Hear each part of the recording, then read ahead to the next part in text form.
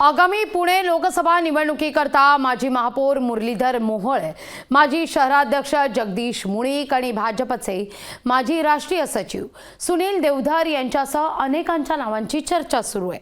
पण इच्छुकांना संधी मिळणार की भाजप पुन्हा धक्कातंत्र वापरणार याकडे लक्ष आहे।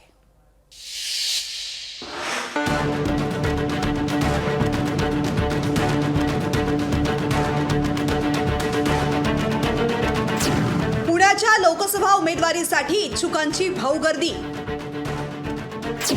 पुणे लोकसभेसाठी नक्की कोणाला उमेदवारी मिळणार? प्रस्थापितांना डावलून भाजप वापरणार धक्कातंत्र? पुणे लोकसभा लढवण्यासाठी भाजपमध्ये इच्छुकांची तीव्र स्पर्धा आहे।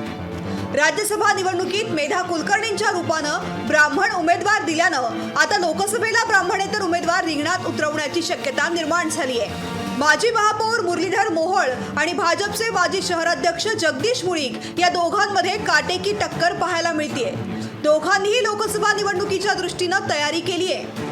कोथरूडमध्ये आता मेधा कुलकर्णी यांना राज्यसभेवर भाजपने पाठवलेलं आहे आणि त्यामुळे याच भागातील असलेले आणि लोकसभा निवडणूक लढवण्यासाठी इच्छुक असलेले मुरलीधर मोहोळ यांचा पत्ता आता या ठिकाणी कट झालाय का अशी सुद्धा चर्चा सुरू झालेली आहे आणि त्याचमुळे या सर्वांच्या शर्यतीत असलेले जगदीश मुळीक हेच प्रबळ दावेदार असणार का याकडे सुद्धा सर्वांचंच लक्ष आहे।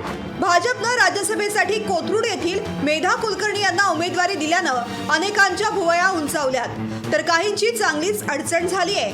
भाजपचा पुणे लोकसभेसाठी उमेदवार तिसराच असू शकतो अशी शक्यता जाणकार वर्तवतायत। लोकसभेत 6 मतदारसंघ असतात विधानसभेचे, आणि मग प्रत्येक मतदारसंघातला माणूस म्हणेल आम्हालाच द्या, आमच्या याला दिलंच नाही भाजपने।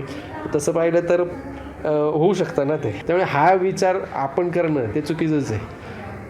कॅलिबर असेल, ज्याच्या मागं चांगली फौज फाटा असेल, ज्याचं काम चांगलं असेल, त्याला निश्चित उमेदवारी मिळेल। पुणे लोकसभा मतदारसंघ तसा भाजपसाठी अतिशय सुरक्षित मानला जातोय, त्यामुळे पुण्याचा लोकसभेचा उमेदवार कोण असेल याबाबत उत्सुकता निर्माण झाली आहे।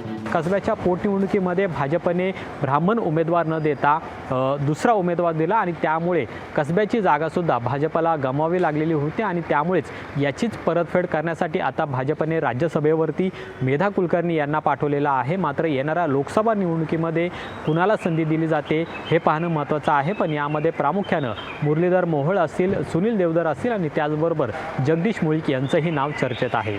कॅमेरामन सचिनसह अमोल धर्माधिकारी, लोकशाही मराठी, पुणे। लोकशाही मराठी ऐका, पहा, जागरूक रहा।